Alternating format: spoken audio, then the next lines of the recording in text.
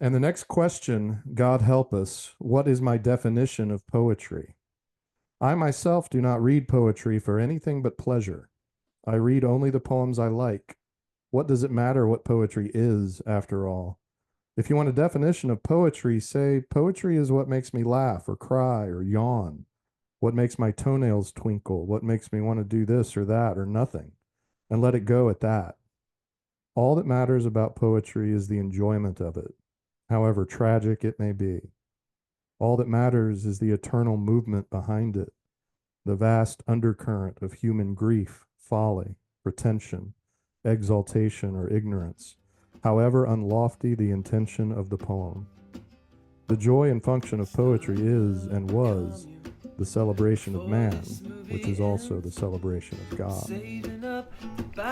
You are listening to Two Friends, Two Poems, the podcast where friends read poems to each other just to see what happens. In today's episode, we'll hear work by Dylan Thomas and Naomi Shihab Nye, as well as Tom and Paul's noble attempts at their own poems. All right, here we go.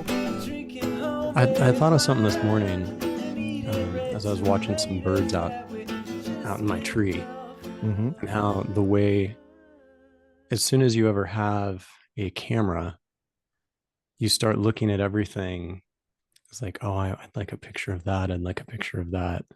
And a camera changes how you see. And I think too, like having this commitment to regularly writing also changes how I see. I mean, what do you're a writer and a photographer. Like, what's your experience with that? That's one. I mean, you summed it up. I mean, it's a perfect way to put it. It changes the way you see. It reminds me also, I tried painting kind of in earnest for the first time 2 or 3 years ago. And I remember wow, I love that you said that. I remember that distinct feeling like, oh, I haven't looked at the sky at this time of day until now, is what, which isn't true. Of course I have. I've seen the sky, but I hadn't looked at it. Yeah. Because, and it was simply because I had tried to paint a sky. Since I've been writing poetry, it's changed my radar. It's changed how I'm looking at things and looking and hearing things. I feel so much more aware now that I know I have to write a poem every week. Yeah, me too. It's like, but it's I love, one of my favorite books on writing that I've read is Stephen King's.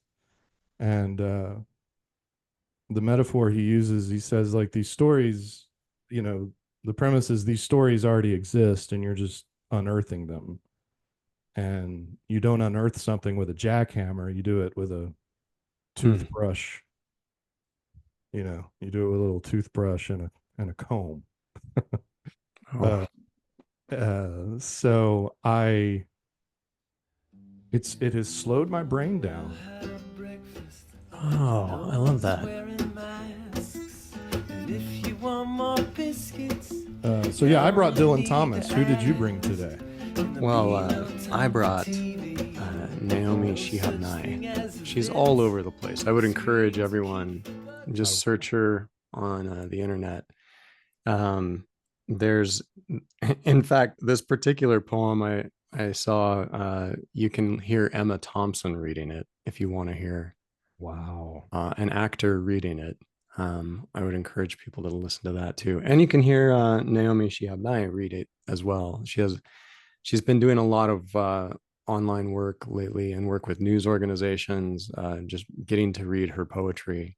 Fantastic. And this was recommended to me actually by, I've got a friend who is an English teacher in a public high school here in Colorado. And I gave him, probably the best text an English teacher would want to hear is, what's a poem I should read? Yeah, right. I was like, oh, thank you. Finally. Someone's asking. What's the name of the Dylan Thomas one? My father, before he passed away, created a kind of solo theater piece using Dylan Thomas's writing. So I, there's something kind of mystical and cool happening that I'm writing poetry, I'm reading poetry, and now I've found my way to this notebook that I've been carrying around with me for, you know, since 2006. And I opened it for the first time. Oh, And so I'll be reflecting on why I needed that time. A refusal to mourn the death by fire of a child in London by Dylan Thomas. Never until the mankind making, bird, beast, and flower, fathering, and all humbling darkness tells with silence the last light breaking, and the still hour is come of the sea tumbling in harness. And I must enter again the round Zion of the water bead, and the synagogue of the ear of corn. Shall I let pray the shadow of a sound, or sow my salt seed in the least valley of sackcloth, to mourn the majesty and burning of the child's death? I shall not murder the mankind of her going with a grave truth, nor blaspheme down the stations of the breath with any further elegy of innocence and youth. Deep with the first dead lies London's daughter, robed in the long friends, the grains beyond age, the dark veins of her mother, secret by the unmourning water of the riding Thames. After the first death, there is no other. I'm all screwed up now. Now you're all verklempt. You know, it's too like there is value to me in thinking about what was going on causing him to write that. World War II, yeah. Yeah, and then that it's also timeless. And you can write a poem, or you can read a book, or you can be a farmer or a builder or a cook. This is Naomi Shihab Nye's poem, Kindness. Before you know what kindness really is, you must lose things. Feel the future dissolve in a moment like salt in a weakened broth. What you held in your hand, what you counted and carefully saved, all this must go. So that you know how desolate the landscape can be between the regions of kindness. How you ride and ride, thinking the bus will never stop. The passengers eating maize and chicken will stare out the window forever. Before you learn the tender gravity of kindness, you must travel where the Indian in a white poncho lies dead by the side of the road. And you must see how this could be you. How he too was someone who journeyed through the night with plans and the simple breath that kept him alive. Before you know kindness as the deepest thing inside, you must know sorrow as the other deepest thing. You must wake up with sorrow. You must speak it till your voice catches the thread of all sorrows and you see the size of the cloth.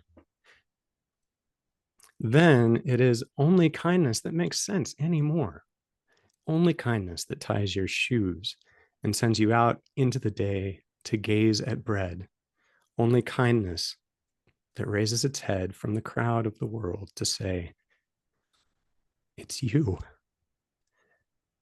It's only kindness that raises its head from the crowd of the world to say, it is I you have been looking for. And then goes with you everywhere, like a shadow or a friend.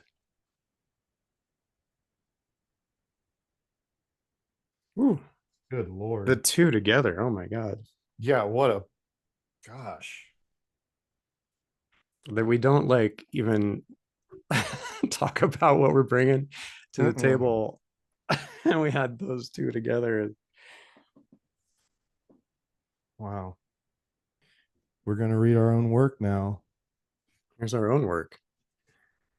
Okay. I'll go. I'll Okay. go. Is that cool? Yeah, do it. So and this poem also, I'm not sure. I kind of wrote this one without imagining it out loud. So this is an experiment. I'm not sure how this works out loud. Acting for humans. It's not about the ice, the teacher said that time in the lesson on subtext. Microparticles invade and embed, feeding on hosts, not just in the head. A double agent took it down, enrolled spy, seeking lessons in how to survive, but also the guts, the bones, and the blood, eggs of uncracked codes to ever infer. On stage, sure, but everywhere, amongst everyone, and now they know how to trust any when you can't even tell if the things that you say are intended reveals. Can I have some ice is not about the ice, if on stage or screen or page, or life, jokes the teacher, using his hand in that I'm telling you a grown-up secret gesture. We open our mouths to give or to get, to change, manipulate, or bypass regret.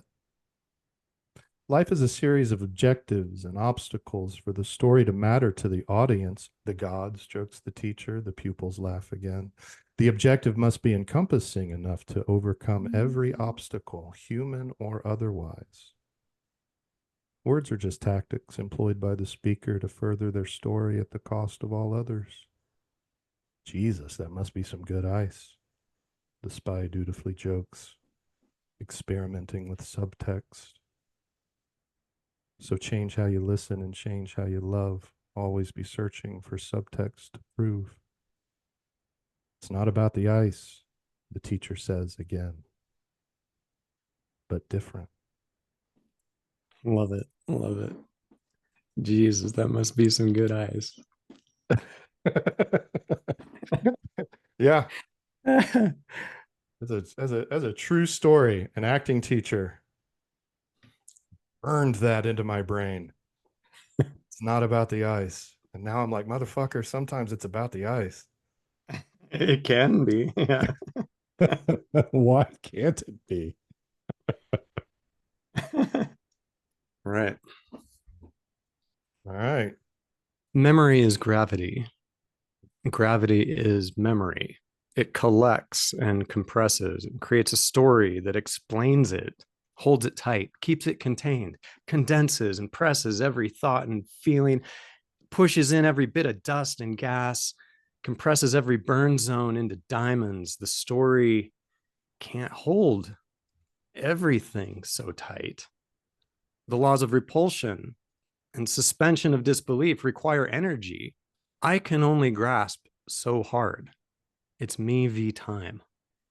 This pending explosion, this expansive forgetting, this decomposition, this mandatory amnesia. Let us remember. Let us forget. Never forget. Never remember. Never We're still forget. recording. Never remember. Beautiful, man. Cool. Yeah, we're still recording. This has been another episode of Two Friends, Two Poems with your hosts Tom Ward and Paul Natale. Today we heard poetry from Naomi Shihab Nye, Dylan Thomas, as well as your humble hosts. If you like the show, please like and subscribe. You can read more of Tom's work by following him on Medium at tomwardwrites.medium.com. Thanks for listening. Go write a poem.